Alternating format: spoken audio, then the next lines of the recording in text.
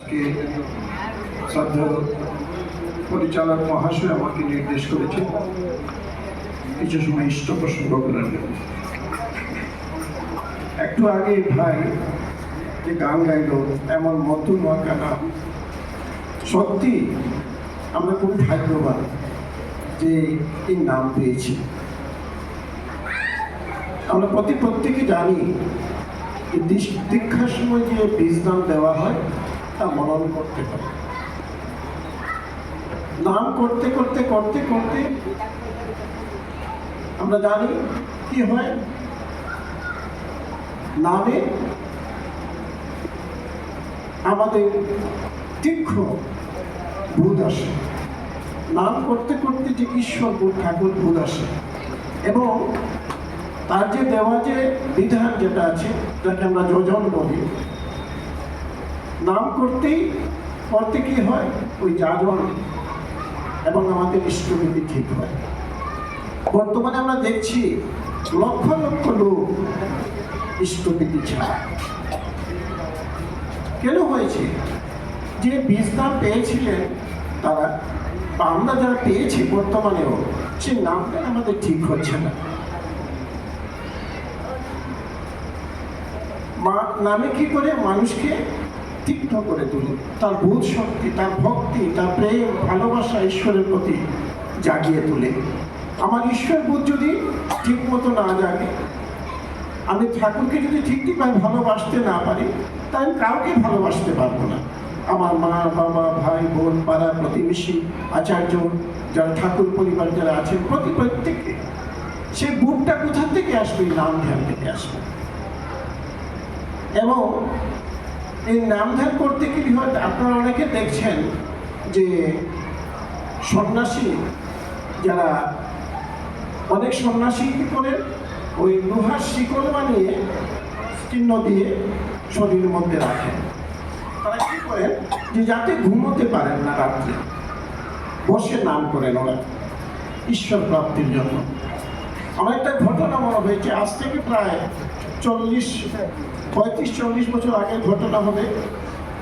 আমাদের একটি প্রয়াত নন্দকুমার সিনহা, উনি সুবেদার বস্তি বাড়ি ছিল, ওই বিহারা বাড়ি। উনি, আমি, আরেকজন গুরু ভাই ছিলেন, তিনজন আমরা একবার দেওয়ান বাগানে গেছি। বাগানে গিয়ে ওই যে ম্যানেজার ছিলেন, একটা টপলাই ম্যানেজার ছিলেন, মিস্টার তিওয়ারি নাম ছিল। আমরা ওনাকে জানান করছি যে ঠাকুরের দীক্ষা নিতে হয়, নিলে মঙ্গল হয়, ভালো হয়, এই কথা বলছি। তো উনি বারবার বলছেন যে दीक्षा क्यों लेना है, ऐसा ही तो हम ठाकुर जी का पूजा कर सकते हैं, दीक्षा क्यों लेना है?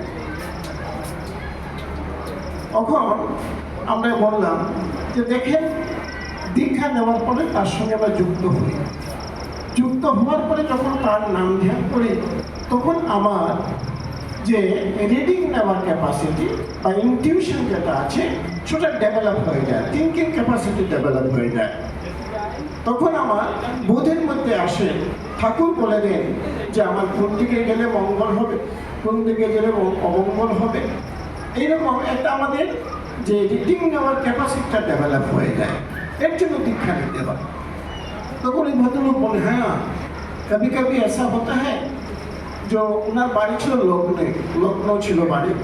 বলছেন আমার ছেলেটা যখন অসুখ হয়, তখন আমি যখনই ফোন করি, তখনই কিন্তু ফোন তো ওই ল্যান্ড ফোন ছিল, যখন আমি ফোন করি দেখি যে আমার ছেলেটা অসুস্থ হয়ে গেছে। মানে আমি যেটা ভাবি ওটাই হয়। তাহলে দেখেন, দীক্ষা নিলে আমার মনে হয় ভালো হবে। তারপর আরেকটা কথা ওনাকে বললাম, ভাবেন আপনি কালকে ওই শিলচর যাবেন, আপনি রাত্রে সব কিছু ফাইলটা রেডি করে রাখছেন। যখন যাওয়ার পূর্ব করতে আপনার মনে হলো না আজকে আমি যাব না, বা পরের গাড়িতে যাব, সঙ্গে সঙ্গে ডিসিশনটা চেঞ্জ করে নিলেন। একটু পরে যখন রাস্তায় আসলেন, এসে দেখলেন যে বিরাট একটা অ্যাক্সিডেন্ট হয়ে গেছে। আমরা প্রত্যেকের মধ্যে কিন্তু এটা হয়, শুভ কাজ হোক অশুভ কাজ হোক, একটা প্রিলিমিনারি অ্যালার্ম আমাদের মাথার মধ্যে আসে। হ্যাঁ এই বাত সহি है, चलिए दीक्षा दीजिए। उन्हीं बसलें বসে দীক্ষা গ্রহণ করলেন। করার পরে ওই দেওয়ান বাগানে অনেকের দীক্ষা হয়েছে। এই যে নাম, এই নাম ধ্যান আগে কি করতে লাগবে? আমার ঠাকুরত্ব জাগাতে হবে। ঠাকুর যে কথাগুলো আমাদের বলে দিয়েছে, যজন যাজন ইষ্টভূতি সৈস্তরী সদাচার, তা আমার চরিতার্থ করতে হবে। তার প্রতি আমার নিষ্ঠা, আনুগত্য, প্রেম, ভালোবাসা যখনই হবে, তখন আমি সবাইকে ভালোবাসতে পারব। এবং আমরা অনেক সময় দেখি যে উনি ইষ্টভীতি করেন না, পাঠান না, নাম ধ্যান তো দূরের কথা, ইষ্টভীতি যারা করেন না তারা কি নাম ধ্যান করেন? যারা ইষ্টভীতি নিষ্ঠা সহকারে পাঠান প্রত্যেক মাসে মাসে, তারা কিছু না কিছু নাম ধ্যান করেন। এবং নাম ধ্যান করার পরে যে ঠাকুর বোধ আসে, আমার যদি ঠাকুর বোধ না আসে, ঠাকুরকে যদি ভালোবাসতে না পারি, তিনি এক অদ্বিতীয়, তাহলে কিন্তু অন্যকে ভালোবাসা হবে না। আমরা ঠাকুর পরিবারের প্রতি প্রত্যেককে আমরা শ্রদ্ধা, ভক্তি, প্রেম, ভালোবাসি আমরা সবাই। অনেকে দাদা পূজনীয় অবিন্দা সেটা বলে দিয়েছেন, আমাকে করতেই হবে। খুব ভালো কথা, করবেন। যেহেতু পূজনীয় অবিন্দা ভাবি আচার্য, কিন্তু আচার্য কি বলেছেন, ঠাকুর কি বলছেন, কিভাবে আমার জীবন পথে আমাকে চলতে হবে, ঠাকুরের কথাগুলো জানতে হলে ঠাকুরের বইটি পড়তে হবে। তাকে যারা জেনেছেন, দেওঘরে যারা বয়স্ক আছেন, প্রবীণ কর্মী আছে, তাকে সঙ্গ করতে হবে। আমরা মন গড়া যদি ভালোবাসি, যা অনেক সময় কি হয়, আমাদের ইন্টারপ্রিটেশনটা ঠিক হয় না, এর জন্য ঠাকুরের বই পড়তে হয়। তাকে জানতে হলে আমরা যেভাবে নিজের জীবনটাকে আমরা সুন্দর করতে চাই, আমার যে ডেডিকেশন, আমার যে তার প্রতি নিষ্ঠা, তার প্রতি ভালোবাসা, সেই অনুসারে সাধন অর্জন করতে হবে, সাধন করতে হবে, পড়াশোনা সাধন। আমরা যদি পড়াশোনা করি না, বা যারা তাকে পড়াশোনা করে জেনেছেন, তার যে কনসেপ্টগুলো যদি আমার ক্লিয়ার না হয়, তাহলে কি আমরা উপরে উপরে যাব, হঠাৎ করে আমার ফল হয়ে যাবে, আমরা দেখছি। অতএব প্রত্যেকের কাছে আমার প্রার্থনা, স্পেশালি যে ইয়াং পিপল যারা আছেন, ঠাকুরকে জানেন, ঠাকুরকে ভালোবাসেন, তার নাম ধ্যান করে যজন যাজন ইষ্টভীতি সৈস্তরী সদাচার ঠিকভাবে পালন করেন, দেখবেন এই মধুমাখা নাম কত মিষ্টি, কতই আমার জীবনটাকে সুন্দর করে ফেলে। আর নিষ্ঠা, ঠাকুর বলছেন, নিষ্ঠা সহকারে ইষ্টভীতি করলে সমস্ত দিনের মধ্যে রোগ, শোক, গ্রহদোষ, বুদ্ধি বিপর্যয়, কোনো ধরনের কোনো অকাল মৃত্যু, জন্মব্যাধি, অ্যাক্সিডেন্ট হতে পারে না।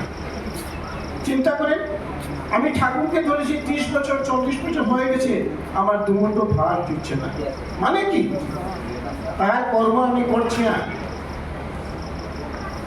এই যে ঠাকুরের যে এগুলা বাণীগুলো আছে, যে বলছে, বেকার বলে চারটা যদি দক্ষ করে তুলতে চাস, অথাম থেকে সৈস্তরী যত পারিস মিলিয়ে যাস। আনএমপ্লয়মেন্ট প্রবলেম যদি সলভ করতে চাও, তাহলে সৈস্তরী করতে গ্রহণ করো। মানে কি? একটা ছেলে বা একটা মেয়ে সৈস্তরী গ্রহণ করার পরে সাকার হয়ে যাবে। তার যে নিষ্ঠা, তার যে আনুগত্য, তার যে কর্মক্ষমতা, আমরা শতগুণকে আমরা বলে থাকি, আমি অপ্রতি, আমি নিরলস, কামলোভজিত বসি। দেখা যায় 9টা পর্যন্ত ঘুমোচ্ছি, 8টা পর্যন্ত, আমি নিরলস কোথা থেকে হলাম? প্রতিটি কথা যখন আমার চরিতার্থ করব, তখনই আমাদের জীবন সার্থকতা। আরেকটি কথা ঠাকুরের, অনেক সময় অনেকে বলেন, ঠাকুর যখন ছিলেন, এখন তো ঠাকুর নেই। Miss interpretation. ঠাকুর আছেন, পরম পিতা তুমি এটার্নাল, মানে তিনি চিরন্তন, তিনি আছেন। আমরা আছি, আমরা বাঁচব, তোমায় ভালোবাসবো, তুমি আমার প্রভু, আমি তোমার দাস।